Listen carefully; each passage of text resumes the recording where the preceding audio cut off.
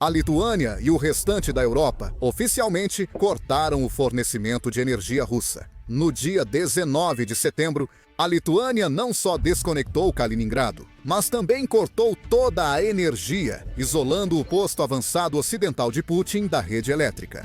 Não se trata só de apertar um botão. Equipes com capacetes desmontaram torres de aço e enrolaram cabos que levaram eletricidade por décadas. Se fosse um término, a Lituânia não só bloqueou a Rússia, mas queimou o telefone. Mas não era apenas voltagem, era desafio e liberdade. Era mostrar ao Kremlin que a Europa não depende mais da energia de Moscou. Para os estados bálticos, isso marcou o corte final em uma separação há muito esperada da dependência da era soviética. Neste vídeo, explicamos como a Europa fez esse corte e por que Kaliningrado pode ser o primeiro dominó na desintegração da Rússia. Para entender como Kaliningrado ficou às escuras, é preciso saber como tudo começou. Simplificando, as nações bálticas, compostas por Estônia, Letônia e Lituânia, estavam cansadas de viver sob o controle de Moscou. Por décadas, eles integraram a rede elétrica Bielorrússia, Rússia, Estônia, Letônia, junto com Belarus, Rússia, Estônia, Letônia e Lituânia. Construída nos anos 1950 e 1960 na União Soviética, essa rede visava manter a região dependente de Moscou. Usinas russas, como as de Smolensk, mantinham frequência estável de 50 Hz, garantindo energia de Tallinn a Kaliningrado. Mas havia um porém. Moscou controlava o fluxo, e qualquer interrupção podia derrubar todo o sistema. Uma decisão do Kremlin poderia deixar as cidades bálticas sem luz, aquecimento ou energia. Para os bálticos, energia significava controle sobre suas vidas, não só manter as luzes acesas. Esse medo do controle russo não era inventado. Isso se devia ao histórico da Rússia de usar energia como arma para pressionar vizinhos. Em 2006, uma disputa de preços do gás deixou a Ucrânia sem aquecimento no inverno. O Kremlin cortou o fornecimento de gás natural para a Ucrânia em um momento em que as temperaturas caíram para menos 15 graus Celsius. Isso resultou em famílias se amontoando em apartamentos gelados, fábricas fechando e hospitais lutando para manter os geradores funcionando. Em 2009, 3 anos depois, a Rússia cortou novamente o gás, afetando Bulgária e Romênia. Como esperado, a dificuldade foi tanta que pessoas improvisaram, queimando madeira para se aquecer, e pequenas lojas fecharam. A mensagem foi transmitida de forma cristalina: desafie Moscou e pague o preço. Após a invasão da Ucrânia pela Rússia em 2022, a Gazprom cortou o gás para Polônia e Bulgária por recusarem o pagamento em rublos. A Polônia perdeu metade do seu suprimento de gás da noite para o dia, e cidades búlgaras enfrentaram apagões por dias.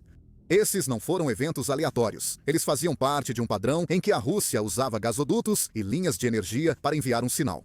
Se vocês nos desafiarem, suas luzes se apagam. Por isso, para os bálticos, a questão da segurança energética nunca foi tão crucial. Os invernos lá são brutais, e um apagão em janeiro pode congelar canos de água, estragar alimentos e estoques e parar as bombas que fornecem água potável. Hospitais precisam de eletricidade contínua para operar máquinas vitais que salvam vidas. Um dia sem energia pode ser perigoso, principalmente em áreas rurais com poucos sistemas de backup. Os bálticos sabiam desse risco após décadas, sob domínio soviético. Por isso, esse tema ganhou importância recente entre os líderes bálticos. A primeira-ministra da Lituânia afirmou neste ano que manter vínculo com o Brel era como dar uma arma carregada à Rússia. Ela ressaltou que se libertar era questão de sobrevivência, não só uma opção. Todo inverno surgia a mesma dúvida: Moscou puxaria o gatilho? Assim, os bálticos decidiram que não podiam mais conviver com essa ameaça e buscaram uma solução. Eles decidiram aderir à rede INSOE da Europa, que reúne 34 países e compartilha energia entre fronteiras. Sincronizar com a rede elétrica europeia levou anos de planejamento, mesmo após os bálticos entrarem na União Europeia em 2004. Os engenheiros precisaram adaptar seus sistemas à frequência europeia de 50 Hz, essencial para a estabilidade. Testaram se suas redes funcionariam de forma independente. Construíram novos equipamentos, repararam linhas antigas e instalaram cabos por terra e mar. No total, Lituânia, Letônia e Estônia gastaram mais de 16 bilhões de euros nessas melhorias. Só a Lituânia gastou cerca de 700 milhões de euros. Parte desse dinheiro foi destinada a um grande projeto chamado Harmony Link. Ele seria um cabo submarino ligando Lituânia e Polônia, mas agora será construído em terra. Para economizar, a Estônia modernizou a ligação ST2 com a Finlândia, capaz de transportar 650 megawatts de eletricidade. Essas mudanças prepararam os países bálticos para integrar a rede elétrica europeia e deixarem de depender da Rússia. Todo o planejamento valeu a pena. Em 8 de fevereiro, às 14h05, as redes bálticas se sincronizaram com a ENSOE. Após operarem isoladas por mais de um dia, testando sua independência da rede da Rússia. Depois, conectaram-se à rede europeia e receberam energia de parques eólicos dinamarqueses, usinas nucleares francesas e campos solares espanhóis. Para quem estava em Vilnius ou Riga, foi um momento histórico e silencioso. Eles puderam enfim relaxar, sabendo que Moscou não controlava mais sua eletricidade. A União Europeia proporciona segurança. Se um país tivesse escassez, outros poderiam intervir rapidamente. Era como sair de uma casa governada pelo medo para um bairro onde todos ajudam uns aos outros. Um bairro do qual a Rússia não fazia parte. Para confirmar a decisão, os benefícios surgiram rápido. Os preços da eletricidade logo se estabilizaram na região. Letônia reduziu custos em 15%, Estônia em 12% e Lituânia em 10%. A Letônia exportou energia eólica extra para a Suécia e faturou 50 milhões de euros em 6 meses. A Lituânia duplicou as exportações de eletricidade para a Polônia, reforçando a relação com o país vizinho. Os painéis solares da Estônia produziram 12 terawatts-hora em 2024, fornecendo energia limpa para a rede europeia. A nova tecnologia também fez diferença. As baterias armazenaram energia extra para os horários de pico, como no início da noite, quando a demanda aumentava, contribuindo para a segurança energética. A ação reduziu o desperdício de energia em 10%, economizando e mantendo o sistema confiável. Para as empresas, energia mais barata e estável permitiu planejamento sem temer quedas ou aumentos. Foi uma grande vitória para os bálticos. Pense bem, esta região tinha só 6 milhões de pessoas contra 144 milhões da Rússia e sua economia de 2 trilhões de euros. Eles não usaram tanques ou caças para isso, embora o orçamento de defesa da Lituânia, 2,75% do produto interno bruto, tenha comprado vários. Eles venceram com cabos e engenharia. Uma mudança discreta, mas forte, com impacto além de suas fronteiras. Ao atingir esse marco, os estados bálticos permitiram discretamente que outros também o fizessem. A Finlândia conectou sua rede elétrica à Europa via Suécia em 2024, rompendo laços com a Rússia. A Polônia reforçou a rede elétrica com novos cabos, ampliando a conexão regional. Após ataques russos em 2022, que deixaram 8 milhões sem energia, a Ucrânia passou a importar 2 gigawatts da União Europeia. Ela planeja se integrar totalmente até 2027 junto com a Moldávia. Até a Bielorrússia, aliada próxima da Rússia, cogita buscar alternativas até 2027, indicando o enfraquecimento do controle de Moscou. Enquanto de um lado temos as nações bálticas comemorando, do outro lado da fronteira, em Kaliningrado, o cenário é bem diferente. Com cerca de 1 milhão de habitantes, a região virou uma ilha energética após o corte.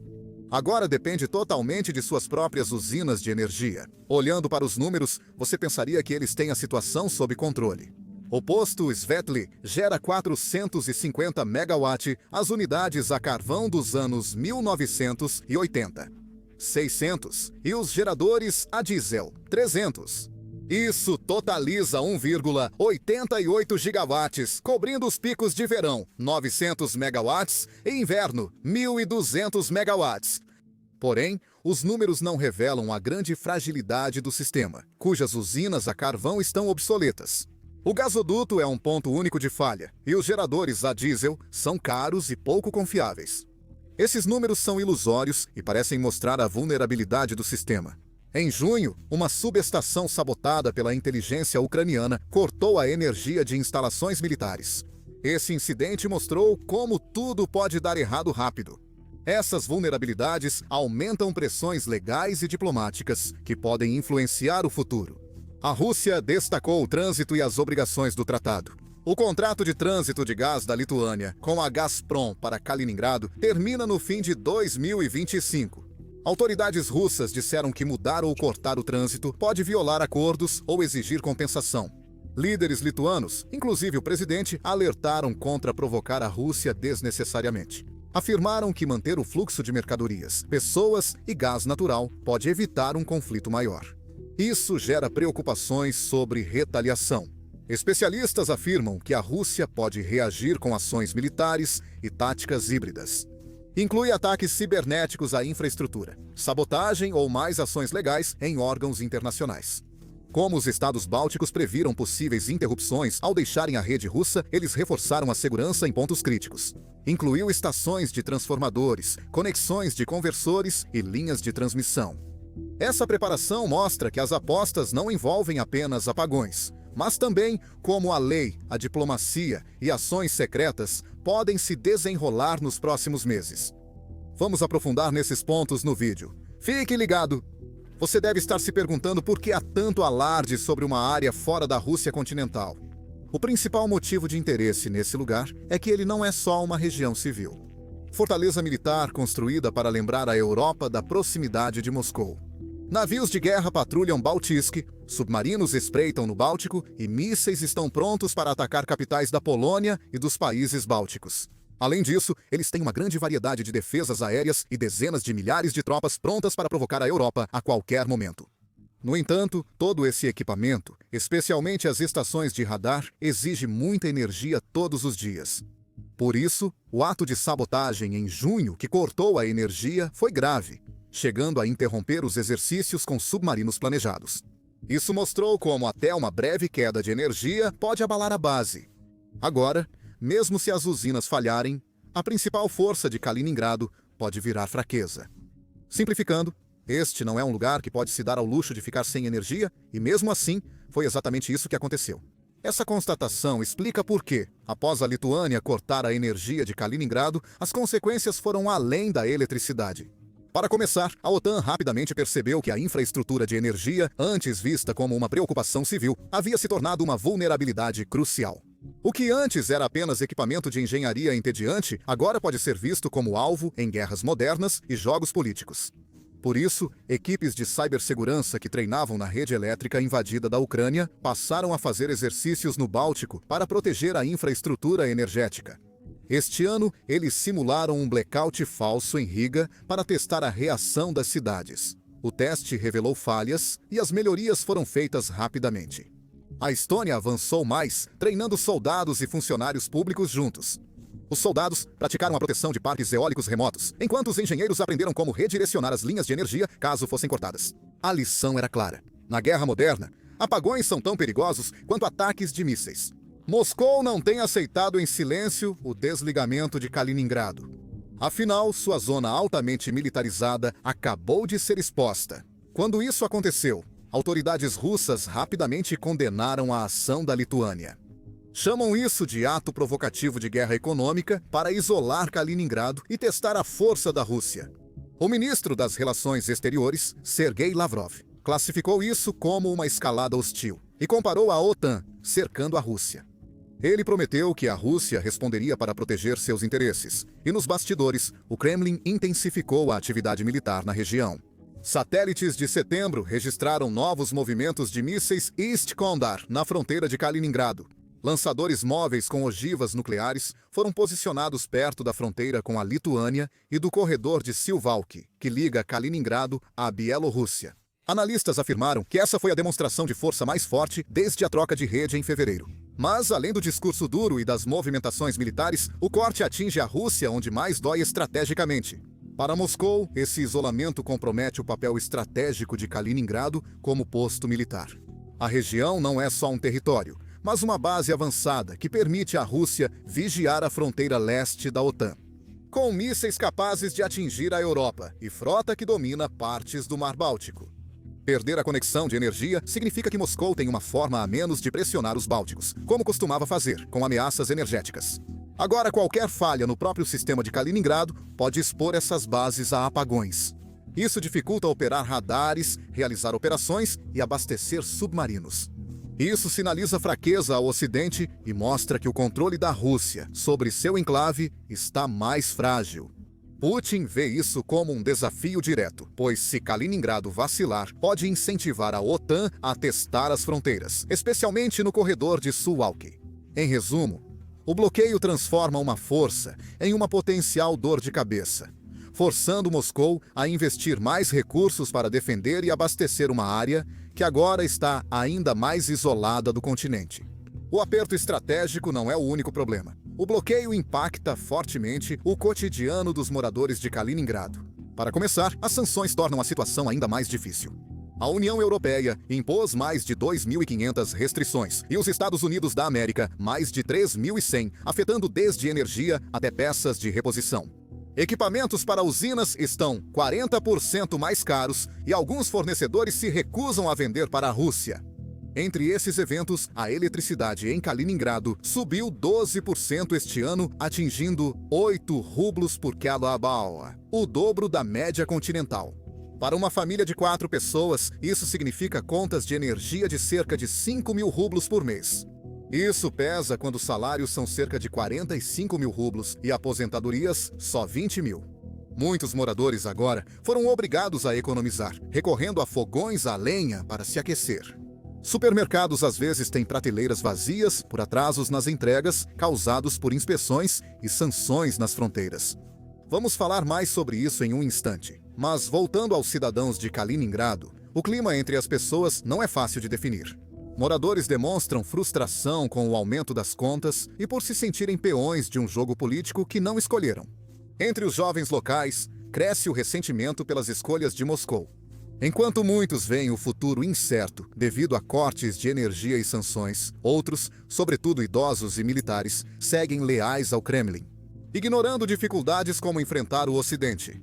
Muitas pessoas parecem estar presas em algum lugar no meio, cansadas e preocupadas, mas sem saber exatamente a quem culpar. Não é um clima de protesto, mas algo que vai crescendo aos poucos. O YouTube anunciou que está pagando 64 milhões de dólares por dia aos criadores. Por quê? Bem, porque o YouTube não tem criadores suficientes. Por isso, você vê vídeos na sua página inicial com menos de 1.000 visualizações, como este. Isso não quer dizer que todos devam criar um canal. Se você já pensou em criar um canal no YouTube, inclusive sem mostrar o rosto, agora é o momento ideal. O YouTube paga milhões diariamente aos criadores e está promovendo canais novos e menores mais do que nunca.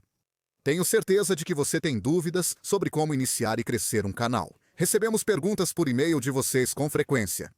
Por isso, reunimos todos os nossos conselhos sobre o YouTube em um único vídeo gratuito na plataforma.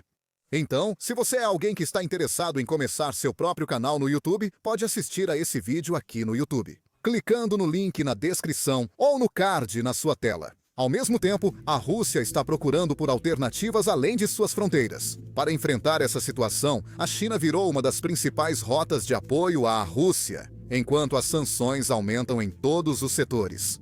Mesmo com as restrições ocidentais, empresas chinesas ainda compram equipamentos de energia ou matérias-primas russas. O Ministério do Comércio de Pequim manifestou oposição às sanções energéticas unilaterais e à jurisdição extraterritorial. Isso indica que quer seguir negociando com a Rússia, com foco em benefício mútuo, igualdade e respeito.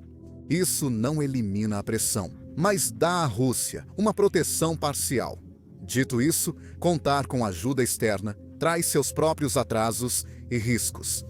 Importar tecnologia por redes indiretas, evitar empresas sancionadas e arcar com transportes mais caros aumentam a fragilidade exposta pelos cortes de eletricidade, mesmo com intervenção da China ou parceiros em Kaliningrado.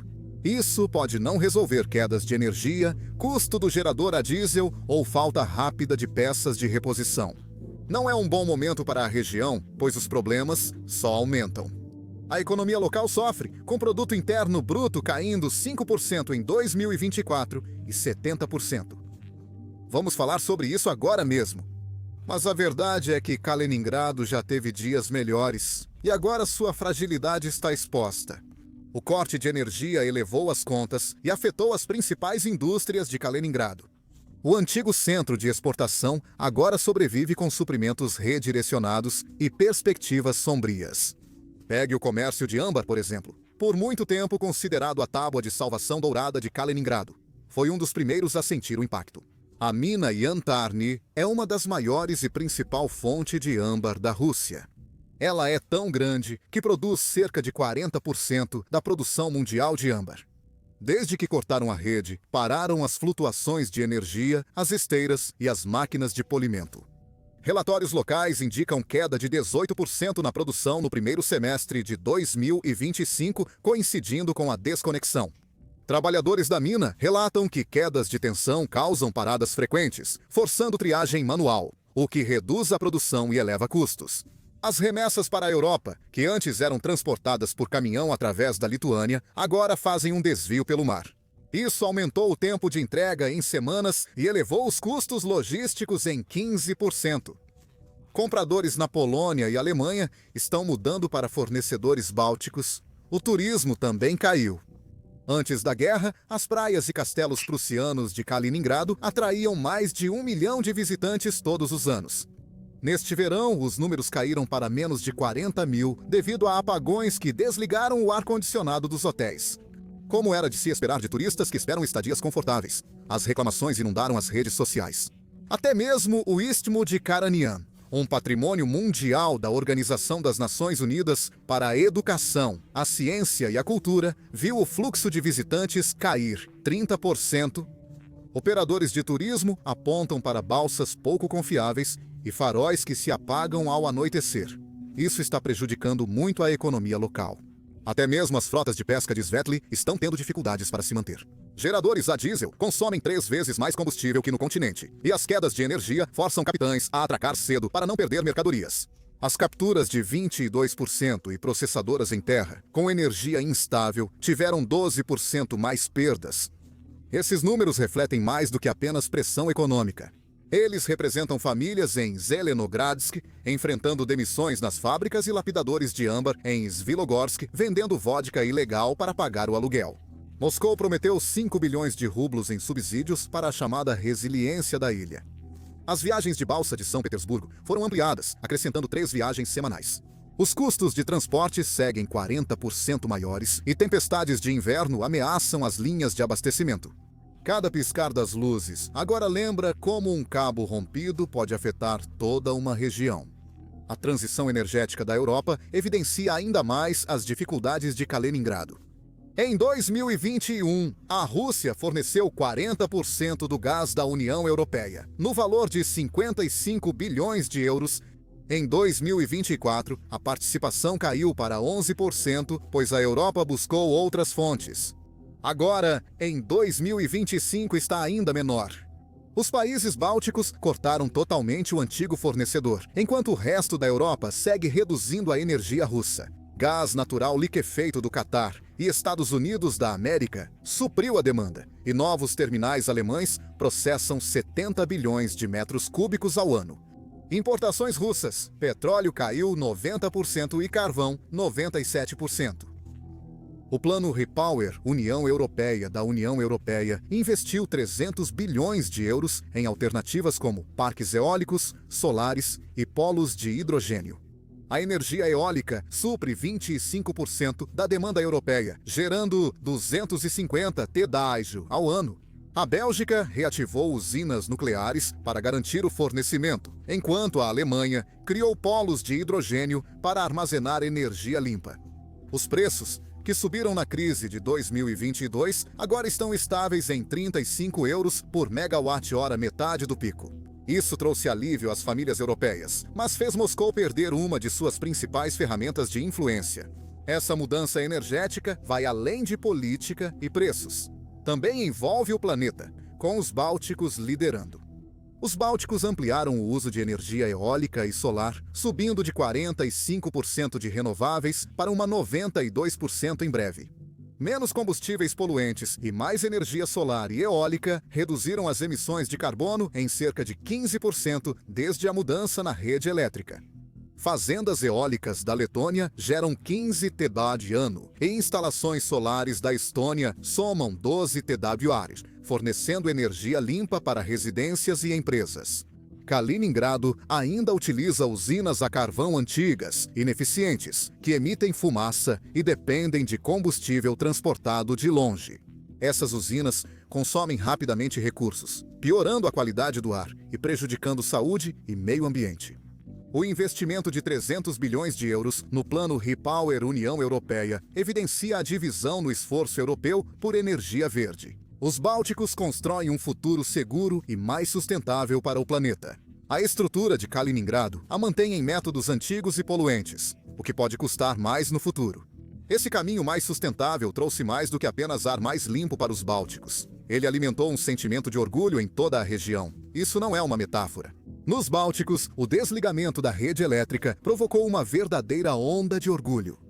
Para as pessoas em Vilnius, Riga e Tallinn, isso foi sentido como uma segunda independência. Os meios de comunicação chamaram isso de um ponto de virada histórico.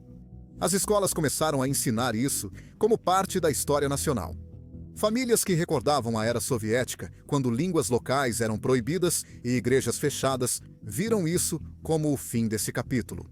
Líderes destacaram a mudança como prova de que pequenas nações podem superar gigantes graças ao planejamento e união. Nas ruas, pessoas relatavam alívio por terem energia e aquecimento vindos da Europa, não mais de Moscou. Alguns até organizaram pequenas reuniões celebrando um futuro sem controle russo. Kaliningrado foi feita para intimidar a OTAN e mostrar à Europa o poder russo. Hoje, ela exige apoio constante e está exposta à pressão de todos os lados. Interrupções graves em gasoduto, rotas de abastecimento ou rede elétrica podem comprometer seu funcionamento.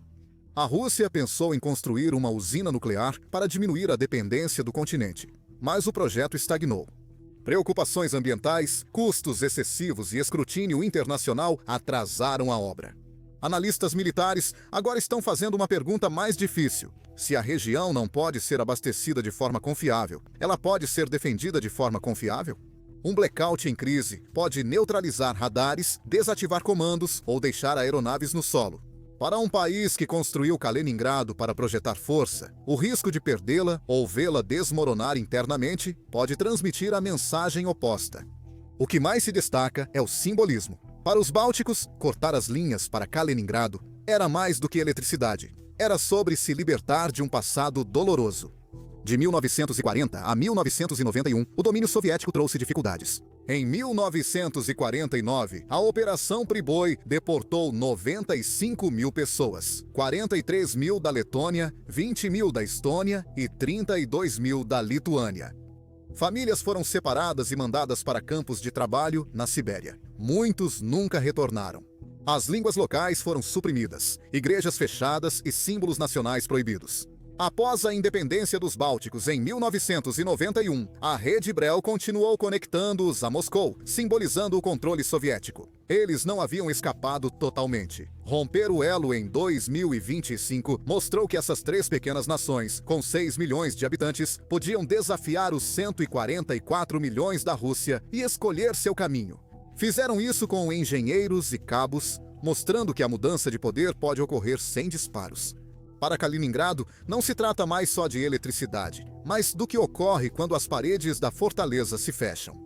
Antissímbolo do alcance russo na Europa, a região agora parece um posto avançado isolado, com linhas de energia cortadas, menos opções e futuro incerto. Logo do outro lado da fronteira, os estados bálticos escolheram um caminho diferente. Eles reestruturaram seus países física e politicamente, trocando coerção por cooperação. Mostraram que força vai além de mísseis ou megawatts. É manter-se firme, unir aliados e enfrentar tempestades sem hesitar. No final, quando cortaram os cabos para Kaliningrado, não foi só uma mudança energética, mas uma revolução silenciosa. 3 pequenas nações escolheram a soberania ao invés do medo e traçaram seu próprio caminho.